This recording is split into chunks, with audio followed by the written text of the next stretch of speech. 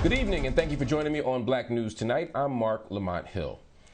Turmoil in Haiti. President Jovenel Moïse was assassinated in his home this morning.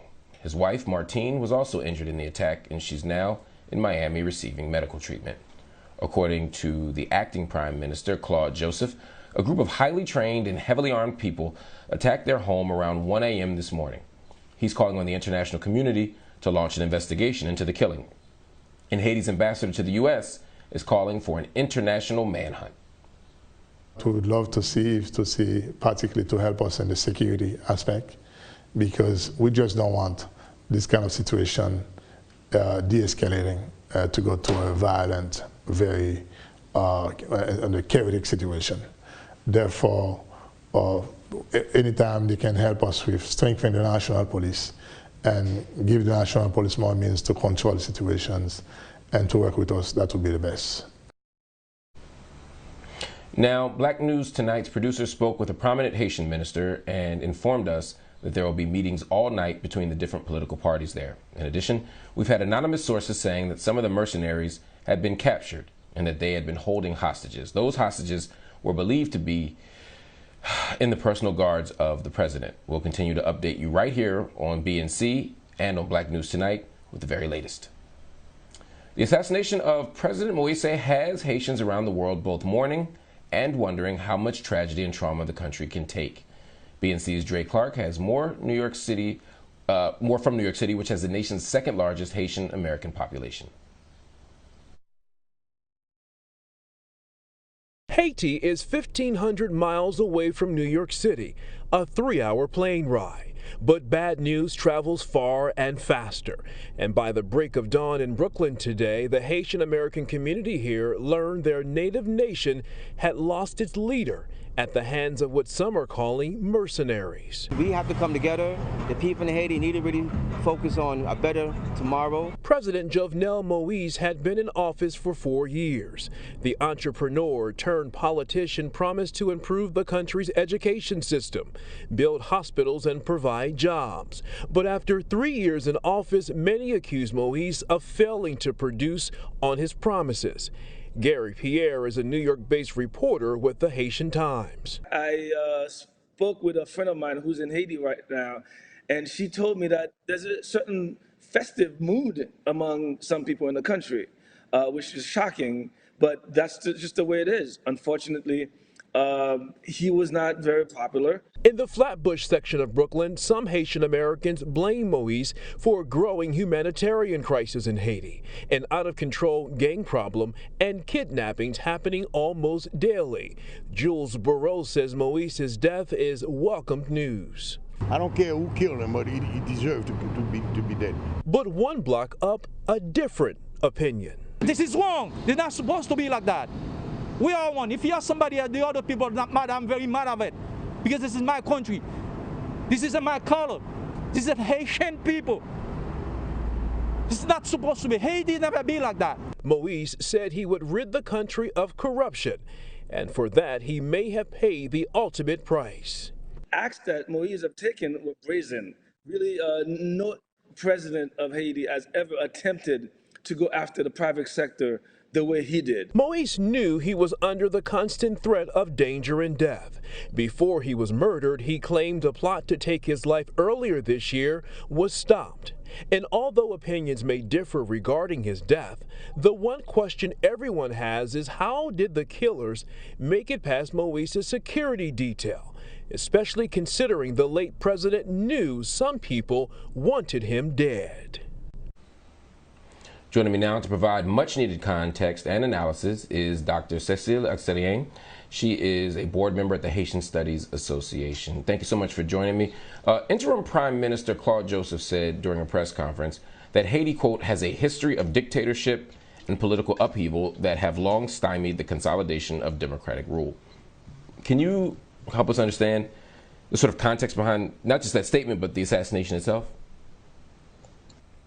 Well, in order to understand what is going on right now, we have to look at Haiti from the perspective of the first Black country to gain its independence from the French. And if we don't look at it from this idea, the fact that the U.S., for instance, did not recognize Haiti's independence for over 50 years. Haiti had to pay reparation to France, its former colony. You have to understand all the actors behind the scene, inside and outside of Haiti. So it's been this culmination, years after years, of coup, of ongoing instability, and it's not that simplistic as we often see in the news. Absolutely. Authorities have declared a state of siege. And Interim Prime Minister Claude Joseph has asked for an international investigation into the assassination. Do we have any more information about who the assassins are? Specifically, one of the things I wonder is the ability to sort of infiltrate, the ability to get that close to him in his home when he had such extraordinary threats against him suggests to some that this might be an inside job, that his own internal security force wasn't operating his interests. Is there any sense of how this happened and why this happened? I mean, right now there are rumors and speculation, so I don't want to say anything I don't know. That's all we know. I've been reading the news, checking in with family members and friends in Haiti. I was told by a colleague whom I communicated with not too long ago that things are pretty calm. Nobody really knows. Right now, I think the best we know is that there are rumors that it may be an inside job, but we don't know. And I think we need to wait, and I think we won't know for a while what really happened. But we have to remember the last time a president was assassinated in 1915, President Jean-Villebrun Guillaume Sam, he was killed, and that led to the U.S. military occupation of Haiti, which lasted 19 years.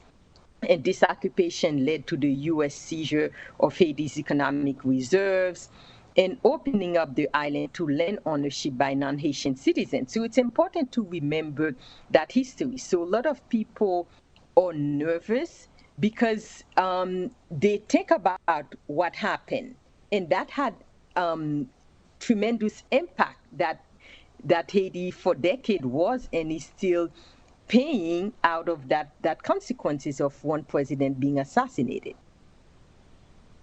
So, I mean, you raise an important point here. You know, whenever there are natural disasters, for example, the earthquake, there's a very unnatural response by dominant nations to exploit, to repatriate resources, to destabilize the country. And when we have internal political crises or tragedies, even like the assassination of a president, it's often used as an opportunity to intervene and help, but actually it turns into something very different. Just today, President Joe Biden said that the U.S. is examining the issue and is poised to help. People inside of Haiti have asked for international support. How worried are you that the type of support that will be offered will destabilize Haiti or lead to more outside control?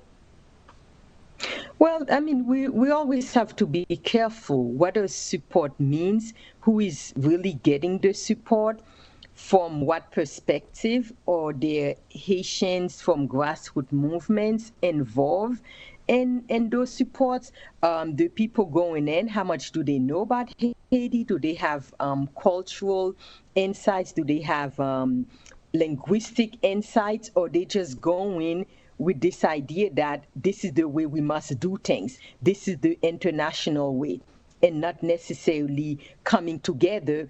Or they helping Haiti with Haitians' consent, or they helping Haiti with neo-colonialist and paternalistic lenses? I think these are the questions we must ask. What kind of help?